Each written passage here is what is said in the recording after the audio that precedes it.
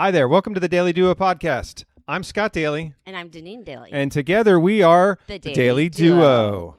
We're recording steps from lovely Lewes because this is where we live, sell, and play every single day.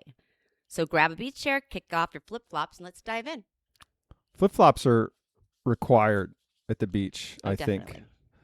think. And, you know, we have this debate because do you have a specific type of flip-flop that you really like? I do. I particularly like rainbow flip-flops. But Right. And when we first got married, I was not a rainbow flip-flop wearer. No, he was wearing Tevas. Right, which are very practical and useful in many situations, but not maybe necessarily as stylish. Not at all. Anyway, and that changed, and then I got rainbows. But then On the very first visit that he came to California, I that's also what I handed him. decided I wanted a different pair of, like 2 decades later that could handle getting wet better. Because, sometimes when rainbows get wet, because they have a leather sole, They get a little slippery. it gets a little slippery. And for my own safety, I went and got different flip-flops. But, I had been married long enough that I could do that. Yeah, he doesn't have to be super cool anymore. And what she means by that is that I'm just so naturally cool that it doesn't need to apply at all times to my footwear. Right? That's what you meant, isn't it? Totally. That's exactly what That's I was what I saying. thought. That's Yes, what I don't mean to put words in your mouth, but I just thought that was a more concise summary of what you were thinking. Right? Exactly. Mm-hmm. Okay, so hey, everybody, sorry, we digress. Welcome to episode 5 of the Daily Duo podcast. Here we're going to talk about 3 reasons why it might make sense for you to work with a buyer's agent at the Delaware Beaches. And so we're going to talk our way through that and maybe tell some horror stories at the end about just some adventures that we've had in real estate over the last couple of decades. This podcast is sponsored by Daily Dailey Real Estate. You are listening to or looking at Daily Dailey Real Estate if you're a YouTuber. And we would love to help you if you have property that you want to buy or sell at the Delaware Beaches. If you have property that you'd like to buy or sell from somewhere else and we'd like to refer you out, we have a pretty significant access to great real estate agents just about anywhere in the continental U.S. And so if you're listening to our content and you think we have some wisdom, we'd love to be able to even refer you out to places that are not the Delaware Beaches. And that's a shame because you should be coming here. And that's our shameless plug here for the Daily Duo podcast. The rest of this is just pure edutainment. Is that a word? I don't think so. But I mean, you've heard it before, right? I have. It's in the American lexicon. Of made up words. Right. Yeah, it's going to be like that today. All right. So let's do briefly the top 3 things. Here we go. What's number 1? Do I need a buyer's agent? Do you need a buyer's agent? What do you think the answer to that question is, honey? Definitely. Definitely, she says. Without a doubt. And okay, so let's break that down a little bit. First of all, am I required to have one? The answer is No. no. Not at all. And some people think that somehow there's some gain. So you see a property and there's a sign out in front of it, or you saw it on Zillow or whatever, and you're like, I want to contact the listing agent because I'm somehow going to get a better deal. Not necessarily. Not necessarily. And so it's important to keep in mind that in most cases here at the Delaware Beaches, you're not going to get a better deal at all because the commission rate is fixed. And it's just a question of how much the listing agent is getting paid. And so let's say, you do, so the commission doesn't change. So you don't have any extra negotiating power by saving any money. I'm going to put this out here so people can see it. I mean, would you get a divorce attorney and have him represent both of you?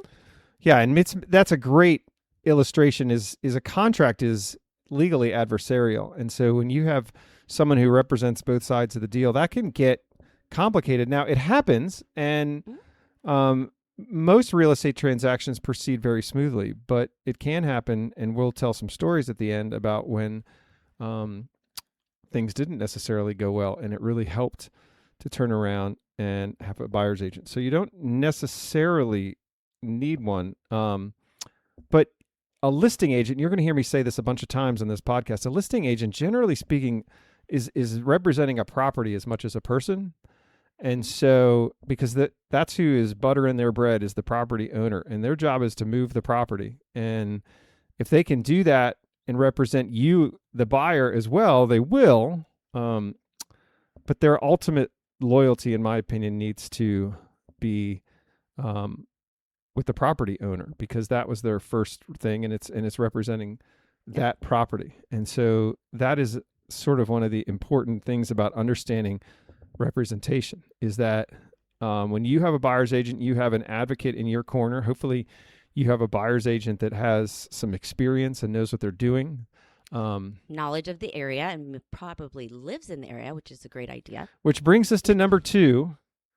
Oh, wait, let's expand on that. Oh, that is a peeve of yours. So Delaware is a small state, right? And so every once in a while, and I feel like it's gotten more common yes. than less, is that you have like an agent who's based out of Wilmington, Delaware, or Newark, Delaware, or Middletown, Delaware, or Pennsylvania, or Virginia. And they have a license. So once you get a license to sell real estate in Delaware, you're licensed for the whole state. And so technically, somebody must call them and say, hey, I've got this beach house I want to sell. And they're like, I'll list it for you. And how does that work? Why don't you break down what happened just like a month ago when you were representing some buyers with some out-of-town agents? Yes, so we showed up at a $900,000 house and went to open the lockbox that we could not open, tried to call the agent, who was from Pennsylvania, did not answer, could not get anybody on the phone. And luckily, the side door was unlocked. So we just went in, and then she eventually did get back to us, but she couldn't get there. I mean, how could she? It was 2.5 hours away. She couldn't go unlock that door. Right. And so if you are buying and you roll up to this house, or you want to see it, you've got to figure out if the buyer's agent is going to make the drive and meet you, so you lose some flexibility, because the drive goes from 2.5 hours to 15 minutes when you have a local agent. And what is that Wilmington agent going to tell you about the community, about the neighborhood, about any of those things? She's going to tell you nothing. She's going to tell you about her experiences here when she was younger and hung out in Dewey.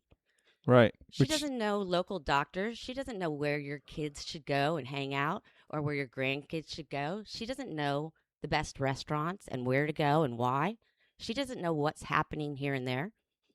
And a good buyer's agent should know all those things. Exactly. And so when we get people, because we have people that come through the podcast and come through our YouTube channel, and they are listening to us and they enjoy our content, but they are somewhere else that is not the Delaware Beaches. And even if it's up in Wilmington, we refer you to people we know and trust in our network.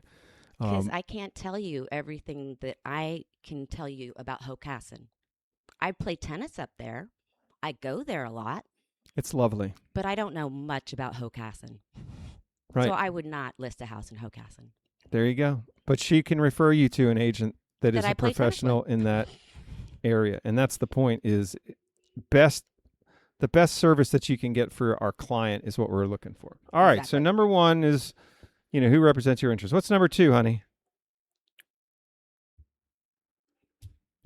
Who is showing you the community? Who is showing the community? So chances are, as a buyer, if you're coming to the Delaware Beaches, you're coming from out of town. You don't know this area as well as you know where you're from. We deal with buyers who are relocating here, or they're buying a second home all the time. And so you're not just buying a piece of property that sits, in an area with a Lewes or Rehoboth Beach zip code. You're talking about a huge lifestyle change. And what is one of the things that is really important to you about helping clients transition in that lifestyle? I just like to help them find exactly what they want to do, like whether they're really into biking or walking, or just want to find a fun little mahjong group. Doesn't matter. I just like to connect people with other people, and it's a really fun thing that I actually love and enjoy. It doesn't benefit me, but you want to get your brows done, I know where to go. You want to get your hair done, I know where to go. I want to get my brows done. But I can tell you where to go to Pilates.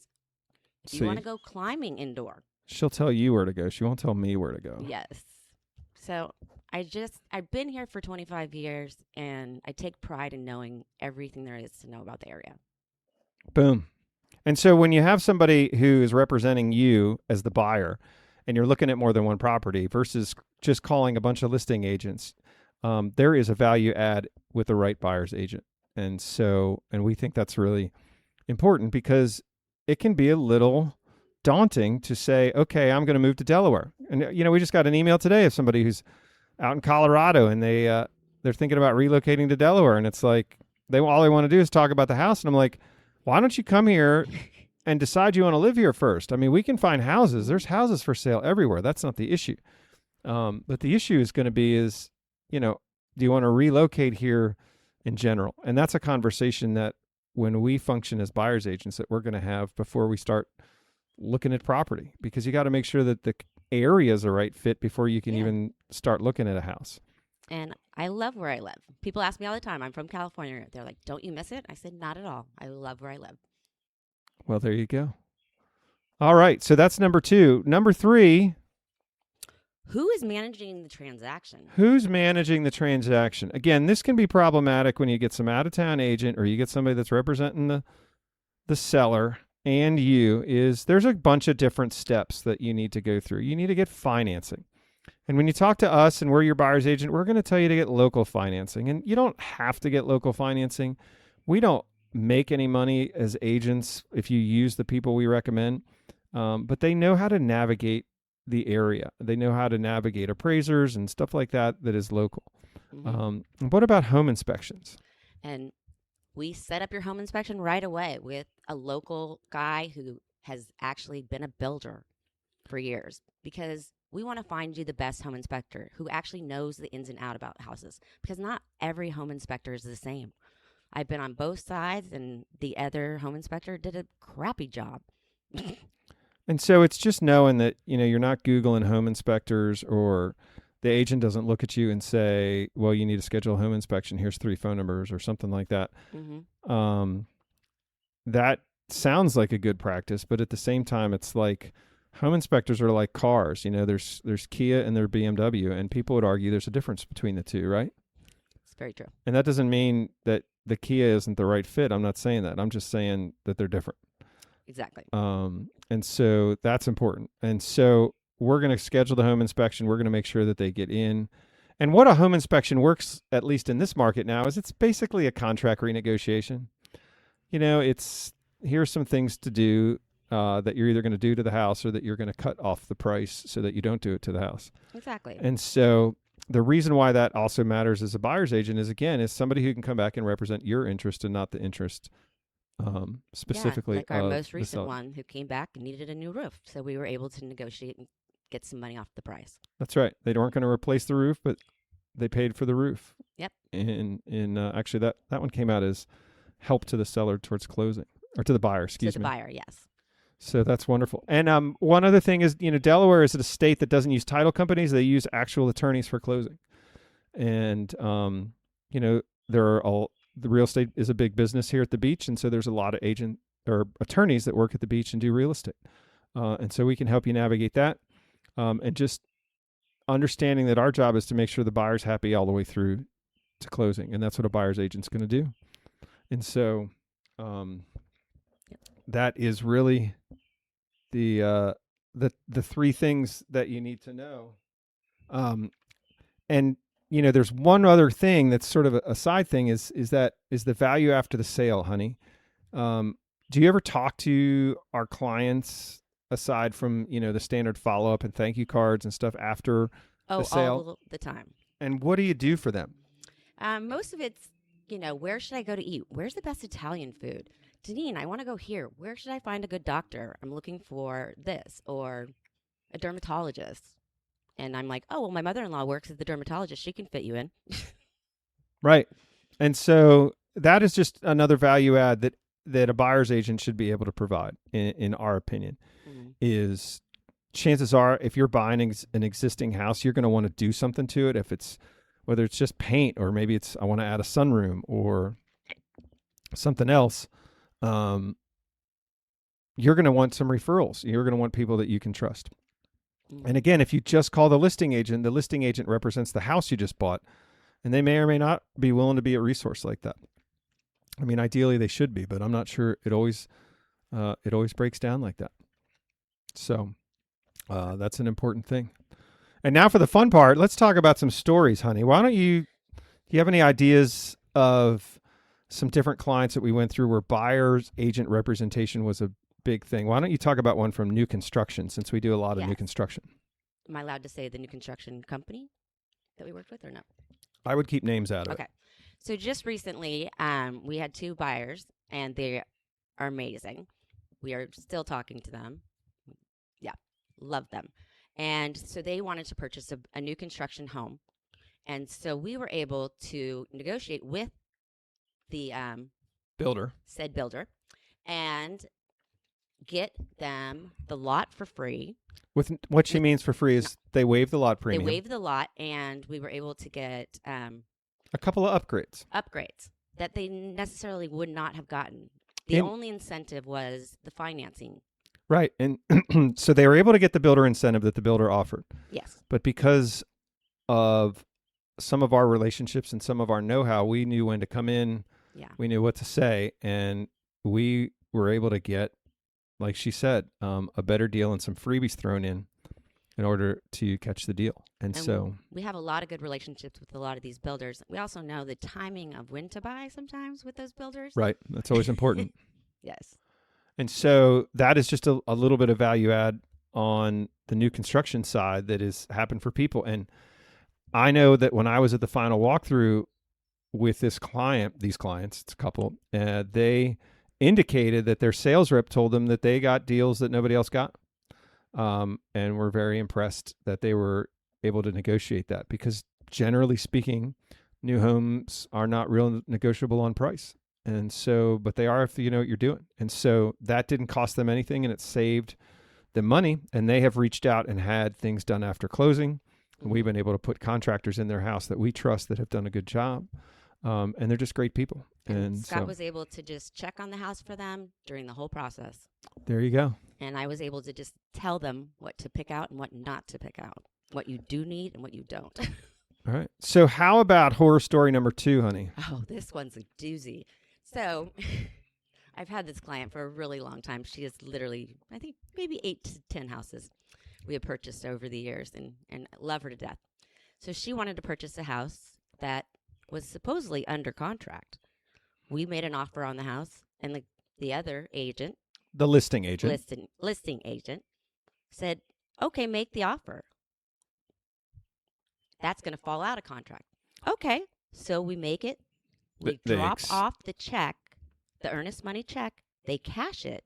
They sign the contract. So now he has 2 people who are purchasing this house at the same time. This is highly illegal, by the way. And so what ends up happening is he thought the first contract was going to fall out. So he went ahead and had his people sign a second contract. Well, the first contract didn't fall out. And so now all of a sudden you've got 2 signed contracts and only 1 house. Right? Am I saying that correctly? Yes, that is exactly. And so what ended up happening was a lawsuit, because both buyers wanted the house. And both buyers had separate representation. They had buyer's agents. And so as the end result is the lawsuit was settled, and our client, who was the second contract, didn't get to buy the house. But our client was pretty handily compensated by the listing agent's company for the trouble. And that is just kind of a huge red flag. And I can't imagine how that deal would have gone if one of those buyers had gone straight to the agent and thought that was the smarter play, is to not have representation. Yeah, exactly. And so that's kind of a big deal. Yeah. And so that's just a couple of the stories of some of the more recent adventures in real estate that we've had. And we'll have stories from time to time. We'd love to get your feedback. If you DM us or comment on Instagram or on our Buzzsprout feed where this comes from, or on our YouTube channel, we'd love to hear what you all think. And so there you have it. And if you reach out and you want to see Deniene's picks, I spent 2 years going around the whole area and picking out some of my favorite things and why. There you go. Yep. And so this is the Daily Duo Podcast. I'm Scott Dailey. And I'm Deniene Dailey. Have a great day. Thank you, guys.